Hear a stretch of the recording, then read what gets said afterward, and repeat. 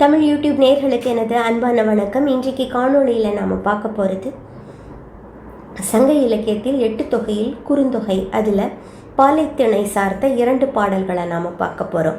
இதில் முதல் பாடல் 15வது பாடலாக அமைந்திருக்குது.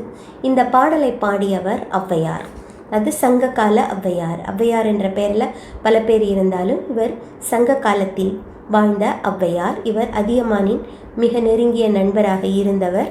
பல பாடல்களை பாடியிருக்கிறார். இவர் ஔவையார் பற்றி நாம் ஏற்கனவே ஒரு காணொளியில் பார்த்துருக்குறோம். இப்போது இந்த பாடலுடைய பின்னணியை சொல்லிட்டு நாம் பாடலுக்கு போகலாம். இந்த பின்னணி அப்படின்னா, இந்த தலைவனும் தலைவி 2 பேரும் ஒருவர் மீது ஒருவர் காதல் கொள்கிறாங்க. ஆனால் வீட்டில் அதை ஒப்புக்கொள்ளலை. அதனால் தலைவி அவனோட உடன்போக்கு அவனோடு சென்று விட்டாள். அதற்கு பிறகு தாய் அவளை காணவில்லை அப்படின்னு வருந்தும் பொழுது தோழியுடைய தாய் அவளை தேற்றுகிறாள். ஏன்னா இந்த தலைவியின் காதல் தோழிக்கும் அவளுடைய தாய்க்கும் தெரியும். அது செவிலித்தாய் அப்படின்னு சொல்லலாம். அவங்க 2 பேருக்கும் தெரியும். ஆனால் அவளுக்கு உதவியும் செஞ்சுருக்கிறாங்க. அதற்கு பிறகு அவளுடைய நற்றாயிடம் அவங்க, நீ கவலைப்படாத, அவள் போன இடத்துல அவனை திருமணம் செய்து கொண்டு மகிழ்ச்சியாக வாழ்கிறாள், நீ வருத்தப்படாதே என்று அந்த தாயை அவர்கள் தேற்றுவதாக அமைந்திருக்கு. இதில் அந்த செவிலித்தாய், அதாவது தோழியின் தாய் தலைவியின் தாய்க்கு கூறுவது போல அவளுடைய கூற்றாக இந்த பாடல் அமைந்திருக்குது. இந்த பாடலை சொல்லிட்டு நான் பொருள் சொல்கிறேன்.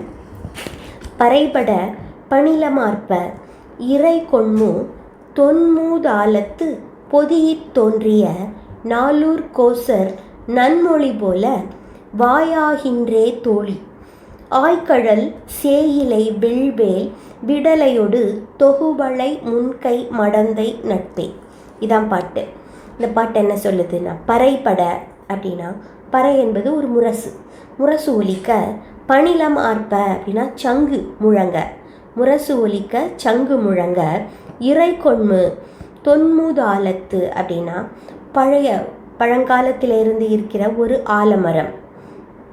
அந்த ஆலமரத்திலே தங்கி கொண்டு பொதியில் அப்படின்னா பொதுவிடத்து, அந்த ஆலமரம் என்பது ஒரு பொது இடம். அங்கே இருந்து பேசுவது அப்படிங்கிறது அந்த காலத்தில் நீங்கள் நிறைய படங்களில் பார்த்துருப்பீங்க. ஒரு மரத்தடியில் இருந்து கூட்டம் போட்டு பேசுவாங்க இல்லையா? அப்படி அங்கே தங்கி இருந்த நாளூர் கோசர் நன்மொழி போல. கோசர்கள் அப்படிங்கிற ஒரு குடியை சேர்ந்தவர்கள். அவர்கள் நாளூர் கோசர் அப்படின்னா 4 ஊர்களிலே அவங்க குடியிருந்ததுனால அந்த பேரா, இல்லை நாளூர் என்ற ஊர் இருந்திருக்கலாமா என்று தெரியல. நாளூர் கோசர் நன்மொழி போல, அவர்களுடைய வார்த்தை போல வாயாகின்றே அப்படின்னா உண்மையாயிற்று. அந்த கோசர்கள் சொன்ன பேச்சை காப்பாற்றக்கூடியவர்கள், வாய்மை உடையவர்கள் அப்படிங்கிற பேர் வாங்கியிருந்தாங்க அவங்க. அதனால் அந்த கோசர்களுடைய நன்மொழி போல வாயாகின்றே தோழி. இங்கே தோழின்னு சொல்கிறது செவிலித்தாய் நற்றாய் கிட்ட சொல்கிறார். அதாவது தோழியின் தாய் தலைவியின் தாயிடம் சொல்கிறாள். ஆய்கழல் அப்படின்னா அழகிய வீரக்கழலை அணிந்த சேயிலை வெள்வேல், செம்மையான இலை போன்ற வெள்ளியாலான வேலை வைத்திருக்கின்ற விடலையோடு, விடலை என்றால் பாலை நில தலைவனை குறிக்கிற வார்த்தை, அந்த விடலையோடு தொகுவளை முன்கை மடந்தை நட்பே. நம்முடைய பெண் அதாவது வளையல் தொகுதியாக நிறைய வளையல்களை அணிந்த மடந்தை நம்முடைய பெண்ணுடைய நட்பு எப்படி உண்மை ஆயிற்று அப்படின்னா திருமணம் ஆயிற்று அப்படிங்கிறத இங்கே குறிக்கிறாள் அவள். இங்கே பறைபட பணிலமார்ப்ப அப்படின்றது அந்த காலத்தில் ஒரு கூட்டம் கூடும் பொழுது முரசு ஒலிக்கும், சங்கு ஊதும். ஒரு கூட்டம் கூடி பேசும் பொழுது இங்கே அந்த ஆலமரத்தடியில், அது ஒரு தொன்மூதாலத்து அப்படின்னு சொல்கிறது பழைய காலத்திலிருந்து வந்திருக்கின்ற மரபு அப்படிங்கிறதுனால தொன்மையான மரபு. அடுத்தது பழைய ஆலமரம், மூது ஆலத்து. பொதியில் அப்படிங்கிறது ஒரு பொது இடத்திலே தோன்றி கோசர்கள் என்ன சொன்னாங்க அப்படின்னா ஒரு சூளுரை கொடுத்தாங்க. என்ன அப்படின்னா, ஒரு போர், மோகூர் அப்படிங்கிற ஊரில் பழையன் அப்படிங்கிற ஒருவன், அவர் மோரியர்களுக்கும் அவனுக்கும் அந்த பழையனுக்கும் ஏற்பட்ட அந்த போரில் உதவி செய்கிறேன் அப்படின்னு இந்த கோசர்கள் சூள் உரைத்தார்கள். அந்த வார்த்தையை அவங்க அப்படியே காப்பாற்றினார்கள். ஏன்னா அவங்க உதவி செய்தார்கள். அவங்களுடைய வார்த்தையானது உண்மையானது. அப்படி அதே போலவே உன்னுடைய பெண் பறைபட பணில மார்ப அப்படின்னா சங்கு முழங்க முரசு ஒலிக்க அவளும் அவனை அந்த பாலைநில தலைவனை திருமணம் செய்து கொண்டு விட்டாள் அப்படின்னு இந்த தாய் சொல்லுகிறாள். இப்பொழுதெல்லாம் நமக்கு சங்கு ஒலிக்க திருமணத்தில் சங்கு ஒலிப்பதில்லை தமிழர்கள் திருமணத்தில். ஆனாலும் இன்னும் வடக்கே அப்படிப்பட்ட பழக்கம் இருக்கிறது. திருமணத்தின் பொழுது சங்கு ஒலி மங்களமாக கருதப்படுது. ஆனால் பழந்தமிழ் இலக்கியங்களில் இந்த சங்கு முழங்க திருமணம் செய்து கொள்வது என்பது இருந்திருக்குது. அதனால தான் ஆண்டாள் கூட மத்தளம் கொட்ட வரி சங்கம் நின்றுத முத்துடை தாமம் நிறை தாழ்ந்த பந்தற்கீழ் என்று பாடினாள். அதனால் அந்த காலத்தில் அது வழக்கமாக இருந்திருக்கிறது. இப்பொழுது அது வழக்கத்தில் இல்லை சங்கு ஊதுவது. ஆக இவள் பறைபட பணிலம் மார்ப அப்படின்னு சொன்னது இங்கே பொதுவில் அப்படின்ற ஆலமரத்தடியில் அவங்க சூடு உரைத்ததை போல எல்லோருக்கும் தெரியும்படியாக தலைவி அவனை திருமணம் செய்து கொண்டாள் அப்படின்னு இங்கே அந்த தாய் சொல்லுகிறாள். இந்த பாடல் ஒரு வரலாற்று செய்தியை பரணருடைய பாடலை போல நமக்கு சொல்கிறது. ஏன்னா கோசர்களுடைய இயல்பு வாய்மை தவறாத பண்பு இதில் தெரியுது. மோகூர் அப்படிங்கிற மோகூர் பழையனோடு மோரியர்களுக்கான ஒரு போர் நடந்த பொழுது அவர்கள் உதவி செய்த செய்தியும் இதில் இருக்குது. நாம் அடுத்த பாடலை பார்க்கலாம். இந்த பாடல் 283வது பாடலாக அமைந்திருக்குது. இந்த பாடலை எழுதியவர் பாலை பாடிய பெருங்கடுங்கோ அப்படின்றவர். இந்த பெருங்கடுங்கோ யாருன்னா ஒரு சேர அரசன், ஒரு மன்னன். ஆனால் அவர் பெரும் புலவராக இருந்திருக்கிறார். அதனால் நிறைய பாடல்களை 58 பாடல்களை சங்க இலக்கியத்தில் இந்த அரசர் பாடியிருக்கிறாரு. அதனால் இவர் பாலை திணை சார்ந்த பாடல்கள் அதிகமாக பாடினனால இவரை பாலை பாடிய பெருங்கடுங்கோ அப்படிங்கிற பேரால் இவரை அழைக்கிறாங்க. இந்த பாடலுடைய பின்னணி என்ன அப்படின்னா, இவர் சொல்கிறாரு, பிரிவிலாற்றால், அதாவது தலைவி தலைவனை பிரிந்ததுனால வேதனை உற்றி இருக்கிறாள் அப்படின்னு தோழி நினைத்திருக்க, தலைவி என்ன சொல்கிறான்னா தலைவி கூற்றாக அமைந்திருக்குது. அதாவது நான் அவன் பிரிந்ததற்காக வேதனைப்படலை அப்படின்னு சொல்லிட்டு எதற்காக வேதனைப்படுகிறேன் அப்படிங்கிறத அவள் சொல்கிறாள். அவனுடைய பிரிந்த வழியிலே இருக்கிற கொடுமை அதை நினைத்து வேதனைப்படுகிறேன் அப்படின்னு சொல்லுவதாக இந்த பாட்டு அமைந்திருக்குது. பாட்டை சொல்லிட்டு நான் பொருள் சொல்கிறேன். உள்ளது சிதைப்போர் உளரெனப்படார், இல்லோர் வாழ்க்கை இரவினும் இழிவென சொல்லிய வன்மை தெளிய காட்டி சென்றனர் வாழி தோழி என்றும் கூற்றத்தனை கொலைவேல் மறவர் ஆற்றிருந்த அல்கி வழங்குனர் செகுத்த படுமுடை பருந்து பார்த்திருக்கும் நெடுமூதிடைய நீரில் ஆரே. இதான் பாட்டு. இந்த பாட்டில் என்ன சொல்கிறேன்னா, உள்ளது சிதைப்போர் உளரெனப்படார். இங்கே தலைவி தலைவனிட்ட கேட்டிருக்கிறார். இதுக்கு முன்னாடி அவன் பிரிந்து போவதற்கு முன்னாடி கேட்டிருக்கிறார்.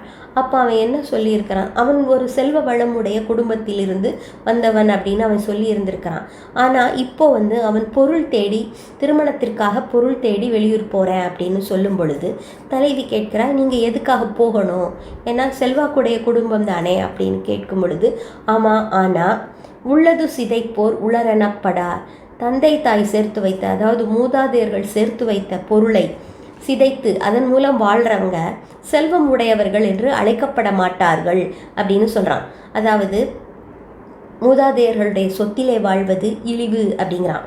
சொல்லிட்டு இல்லோர் வாழ்க்கை இரவினும் இழிவென, அப்படி மூதாதையர்கள் சேர்த்து வைத்த பொருளை செலவழித்து வாழ்கிறவன், அப்படி செலவழிப்பது என்பது அவர்கள் செல்வம் உடையவர்கள் ஆக மாட்டார்கள் அப்படின்னு சொல்லிட்டு, அப்படி இல்லாதவர்கள், அதாவது செல்வம் இல்லாதவர்கள் தான் அவங்கள அழைக்கணும்.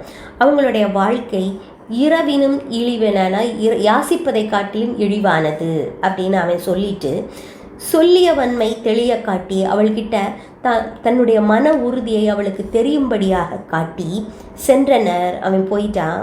வாழி தோழி, அவனை வாழட்டும் அப்படின்னு சொல்கிறா.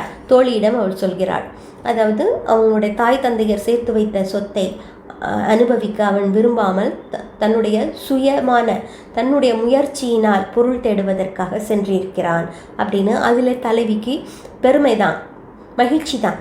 அதனால் வாழி தோழி என்றும், அதுக்காக நான் வருந்தலை, அவன் பிரிந்து போனதற்காக நான் வருந்தலை, அவன் சொல்லிட்டு தான் போயிருக்கிறான். ஆனால் அவன் போகிற வழியில் கூற்றத்தனை கொலைவேல் மறவர். அதாவது இந்த பாலை நிலம் வழியாக போகும் பொழுது அங்கே ஆறலை கள்வர் அப்படின்னு சொல்லப்படுகிறவங்க எதிர்படுவாங்க. அவங்க என்ன பண்ணுவாங்கன்னா, கூற்றம் போன்றவங்க, யமன் போல அவங்க என்ன பண்ணுவாங்க, கொலைவேல் கொல்லுகின்ற வேலை வைத்திருப்பார்கள். அவர்கள் ஆற்றிருந்து அல்கி அவங்க போகிற வழியில் தங்கியிருப்பாங்க. தங்கி வழங்குனர் செகுத்த, வழங்குனர்னா அந்த வழியில் போகிறவங்களை, செகுத்த அப்படின்னா அவர்களை அம்பெய்து கொல்லுவது இல்லைன்னா வெட்டி கொல்லுவது, இந்த வேலையை செய்வாங்க. அப்படிப்பட்ட வழியில் அவன் போகிறான்.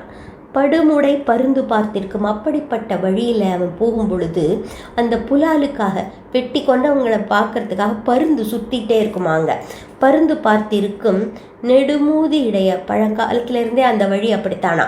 அதனால் அந்த நெடிய வழியாக அவன் போகிறான். நீரிலாரே, அங்கே நீரும் கிடையாது, பாலை நிலம், அது வழியாக போகிறான். அதுதான் எனக்கு வருத்தம் அப்படின்னு தோழி சொல்கிறாள். இங்கே இந்த பாடலில் ஒரு உயர்ந்த கருத்தையும் அவர் சொல்லுகிறாரு. இந்த புலவர் பெருங்கடுங்கோ உள்ளது சிதைப்பு உளரெனப்படார் என்று, அதாவது முன்னோர் தேடி வைத்த செல்வத்தை அழிக்காமல் தானே பொருள் தேட வேண்டும் அப்படிங்கிற ஒரு கருத்தை முன்வைக்கிறாரு. அதோட கூட இங்கே பருந்து அவளுக்கு அது பெருமையாக இருக்கிறது, தன்னுடைய தலைவனுடைய குணம் அவளுக்கு பெருமையாக இருக்கிறது.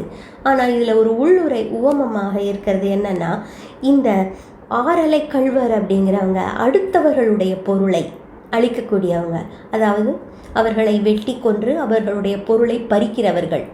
அப்படிப்பட்டவர்கள் இருக்கிற வழியில் இந்த நற்குணம் உடையவன், அதாவது மூதாதையர்களுடைய சொத்தை அழிக்க நினைக்காத நல்லவன் போகிறான்.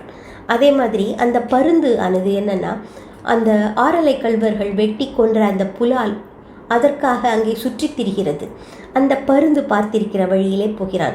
இங்கே ஒரு முரணான ஒரு காட்சி, அதாவது மிக நல்லவன், தன்னுடைய உழைப்பினாலே வாழ வேண்டும் என்று நினைக்கிறவன், ஆனால் அவன் போகிற வழியோ பருந்து ஆனது அடுத்தவர்கள் வெட்டி கொன்றதை பார்த்து கொண்டே அங்கே சுற்றி திரிகிற பருந்து.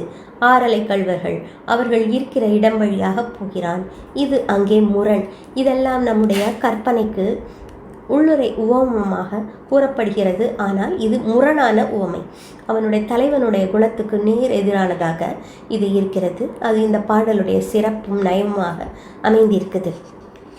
அப்போ இன்றைக்கு நாம் பாலைத்திணை சார்ந்த 2 பாடல்களை பார்த்தோம். நாம் மேலும் தமிழோடு பயணம் செய்யலாம். வணக்கம், நன்றி.